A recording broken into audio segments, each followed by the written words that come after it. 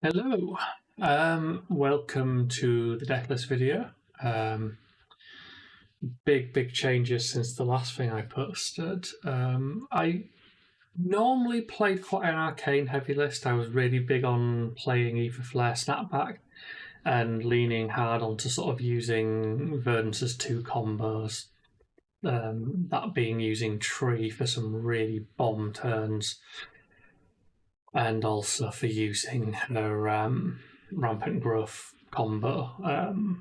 With in conjunction with things like Surgeon, in conjunction with Ether Snap to generate just very big value from setting up a combo. The thing I wanted to start this video off with basically is discussing what I would deem the elephant in the room for my build, which is this. Arcane Compliance is a card I do not like. I do not like them designing a mechanic and designing a class around a mechanic and then putting in an incredibly powerful hoser. We've had to deal with Poison the Well being a very abrupt way to damage our combo, in that it can trim 18 value out of a turn or something crazy as a 0-cost blow, which is incredible amount of hosing for something that somebody has to spend a game setting up. This is a whole nother level to me. Now, I don't think it's an overpowered card, I just hate the design. And the reason I mostly hate it is it really just punishes you for being a wizard, right? Like, you can play around it, but you can't play all the things I like. You can't set up, well, I'm going to do a big amp into Flare into Snap, because when you try the Flare, they go, yeah, anyway, you're getting 3 damage and a Arcane Barrier. Right? Your whole turn is ruined. You leaked 20 damage to get this, and I've turned it off with 1 card. Good game. It's that opportunity cost as well, where people can just slot that into a deck, and if you're not playing around it at all times, you will just walk into it and lose random games. So at a competitive level, that's terrible, because you can't play your games like that.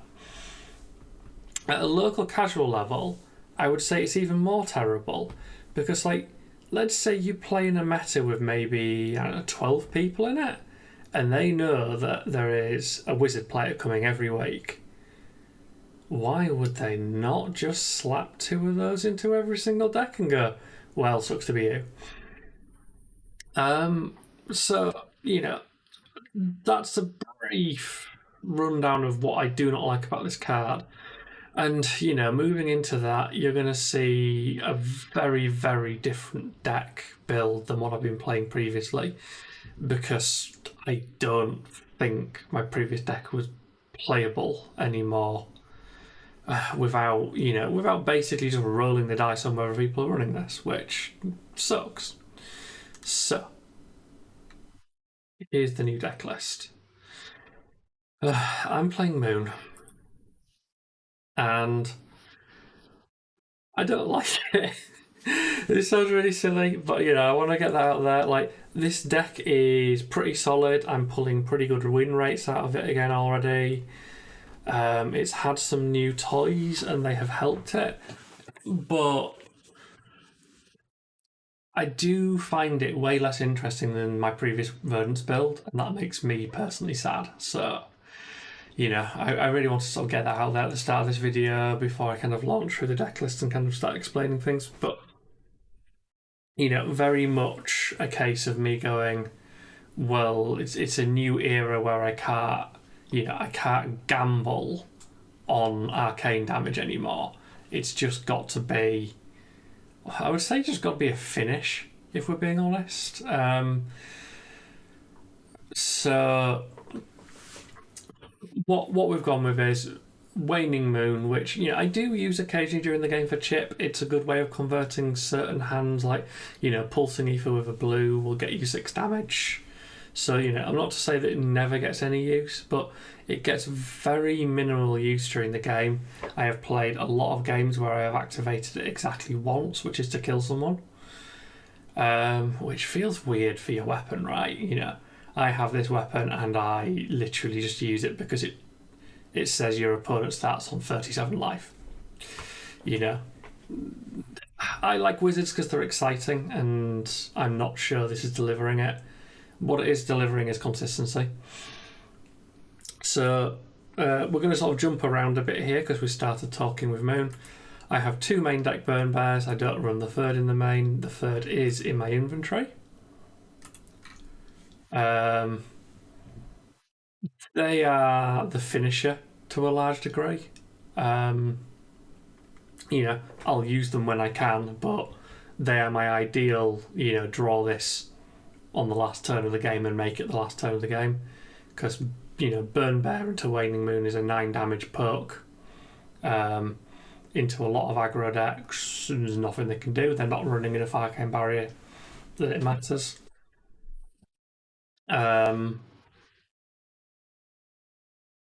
It's got obviously a little bit of use into Prism, who is still a nightmare matchup because if she ever gets Library down, the game is just awful. I really hate Library.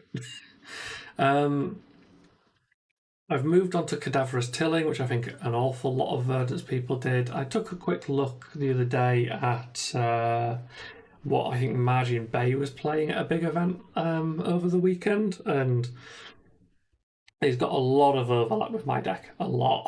I think we've both ended up down a very similar thought process. I will out and out say it. I saw his blue Kadaavver's Tillings. I think it was in his deck. And I was like, I quite like that idea because it's just another thing to hit people with for 6, and it's blue. So I've kind of gone for that with this is more of just an aggressive hit people for 6 deck.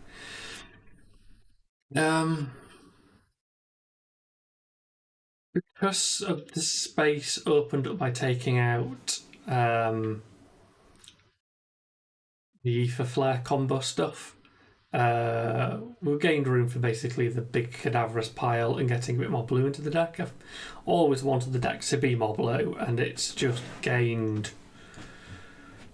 several blue cards, which is nice.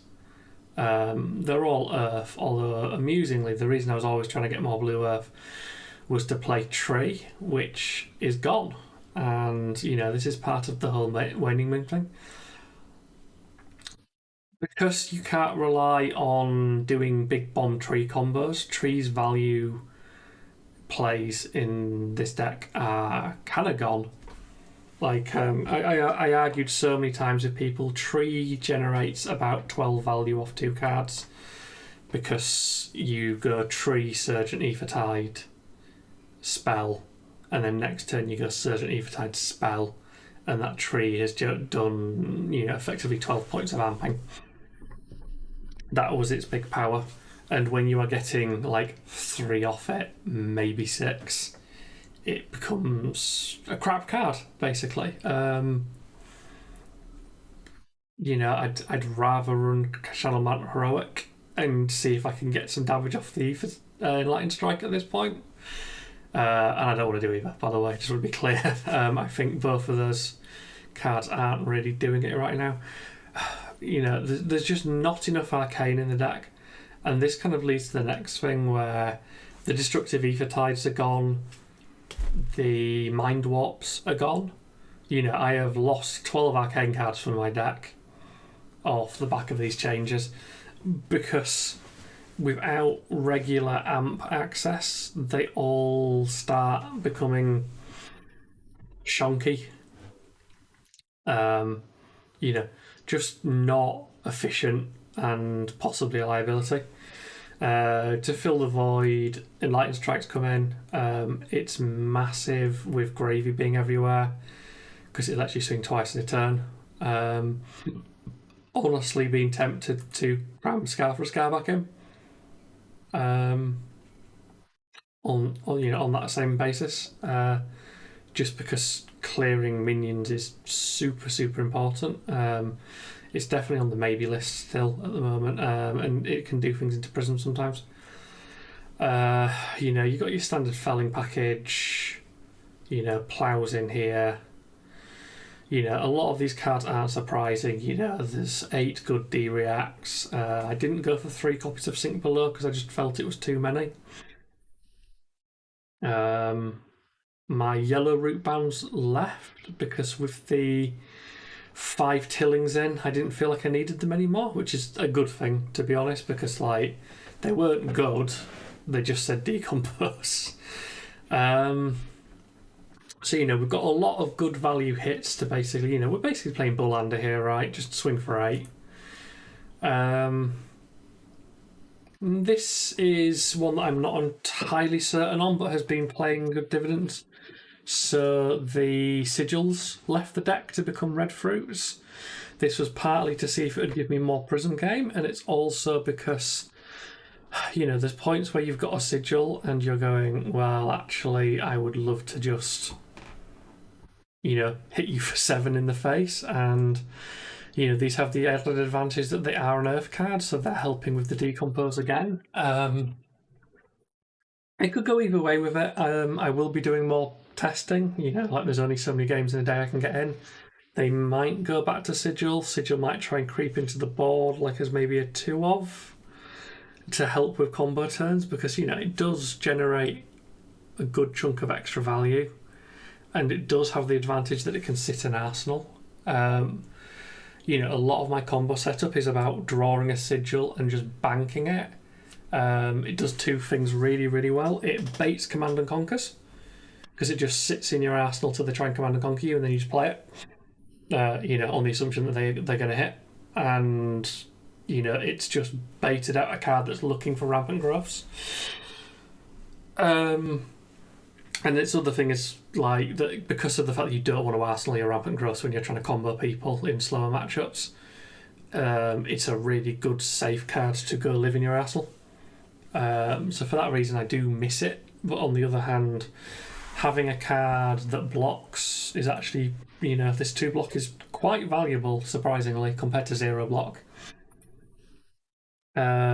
And just as I say, just being able to swing for 7 and being able to be a good solid popper into Prism, where the Prism matchup is getting closer now. This build being less arcane and a lot more 6s is getting somewhere. Obviously the Everblooms went in as a new card. What I will say is this has done a surprising amount of work, more than I thought it would, into some of the slower matchups, where you can just keep playing Aether Bloom and then activating your Moon. It's a way to make you have a real weapon forever. I have won a couple of matches on the grind by basically my hand every single turn was play for Bloom life, gain a life, ping you a Verdance, waning moon you, and then I'm going to throw an Evergreen from my Arsenal, and then Arsenal and Evergreen. Just a 4-card send of 10 damage over and over and over and over again with a point of life gain in it. And that has been worth it in itself, if I'm being honest. That is a very helpful out. What I will say is that most of the time, this is still just a 3-block Earth Blue, which is great. Don't get me wrong. I am a fervent believer that basic land exists in this game, and this is a basic land. If ever I saw one, it ticks all our boxes. Right? It's blue. It's Earth. It's it's an instant, so you can throw it away on turn 1 for a life to get some more decomposed cards in the bin, and that is a perfectly viable option for it. Being life on one side makes cards intrinsically better because it gives you an option, right? Just flat up. Extra options cannot be seen as a negative. And also, by being a non-attack action, it obviously plays with Barkskin, which is great. It can be a Earth Blue 4-block. You can't really ask for much more. I've still got the mental blocks. They crept in at the height of Syndra, and they just haven't crept out because There's very few cards in this deck that I am unhappy with drawing and arsenaling. Like at the worst, it's been a 2-block, and it just sneaks in and does good work all over the place. I've had beautiful little things where I've blocked into Guardians, where they're coming with an 8 damage mangle or something, and I deliberately put like an exact block on it, knowing they're going to pummel it, and then I just, my last card is actually a mental block to stop them getting the mangle effects and trip them up. That kind of logic can just be really, really good. I've done things where I know someone's going to pummel and I've overblocked by 2, not 4 or whatever, and then just not being pummeled. There's a lot of good moves with mental block that you can do. It shuts down Syndra very, very hard in terms of stopping mask triggers, and that's never a bad thing at all. I'm a big fan of the card, basically. I'm sad that it doesn't block for 3 on the block, like when you don't use it to get a card, but you can't have everything and it's a good card anyway. I'm just always sad that everything's a 2-block. The main board still has 2 healing potions and 3 rampants. I'm getting more and more tempted to push those into the sideboard completely, and just not be a wizard anymore. This feels like Blitz, right? I am a wizard because I will use shoes to remove the last turn of the game, and I am a wizard in no other way. There's a strong feeling of that coming here, if I'm being honest. It feels a bit of a shame.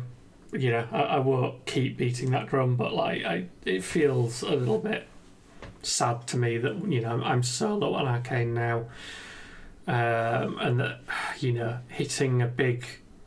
hitting the Sigil Rampant combo is not, it's not even an option, right? But a Fruits Rampant combo is only +3, not +4 damage on the amp, and there's no Surgeon to make it 8. So the value in it is really, really low into aggro matchups now. And as I say, I'm really tempted to just push this down to the board and try and work out what goes into the main. But at the same time, I'm not quite there yet. Talking about the inventory, the last healing potion is there, the 4th healing potion is there. Enjoy paying $15/pounds for your last healing potion, guys. My E-pots have come out because without being able to instant speed wombo combo with them, I have no desire to use them. This is again the problem of not wanting a single blue card to just shut that off and lose me the game. The last Burn Bear is in there because it's good into Prism, it's good into a couple of other matchups. The 2 Evergreens have stayed. They're good for the mirror, they're good for grindy matchups. They are actually really good into Gravy because you can just keep popping his minions with them and keep them. A lot of the work into Gravy is staying alive long enough to run him out of threats, and Evergreen really helps. It's a 7, which means it kills Whaler Humperdinck. Killing Whaler Humperdinck is the biggest, most important thing you have to try and do in the game, because if you ever fail to kill Whaler Humperdinck, you are just going to lose, because he's huge. I'm currently on 2 Singers. These are on the edge of being cut at any time, and especially if the Rampant and Lives go to the sideboard, I think it's going to be cut to find something to go in the main. It's been an okay little clearer for Mr. Gravy Bones. Just a way to sweep a whole load of mingers that he's been building up, because you don't want to be wasting your time hitting the one the 1 health 2 power sort of filler guys. You know, like you just kind of accept their chip for a lot of the game, and then you start clearing them efficiently once you're onto Verdance pings. Singe just gives you a little bit of extra option in terms of, well, I can just remove, you know, you can, I can't remember the names of half the minions, right, but you can remove the 6/1 guy and a couple of friends, which is ping ping ping, great, you know, like really efficient. And you've probably played it off a blue, and you can get a quick Waning Moon perk in to keep up some pressure. You know, threatening 3 towards Mr. Bones and sweeping, you know, probably 2 allies, not 3, but, you know, we're not going to run Yellow Singe. Midas Touch is majority of the game me trying to not get prismed. It's got the advantage that obviously you can Midas into Waning Moon. I do run it into Gravy a lot. It will give him all the gold tokens he'll ever need. That is bad, but I mean, honest to God, like they have built their deck as if you're not going to Midas touch them, and they have enough gold token access. I've never seen a Gravy naturally choke on gold, so I don't think it's actually an issue. You give him some deck consistency, because, you know, like you give him 4 gold tokens sometimes, and he goes, right, well, I'm gonna keep throwing those and cycle my deck a load. You know, you do give him a lot, but you also take a lot, because, like, you know, again, like one of them just sat in your arsenal waiting for Mr. Humperdinck is well worth the trade, in my opinion.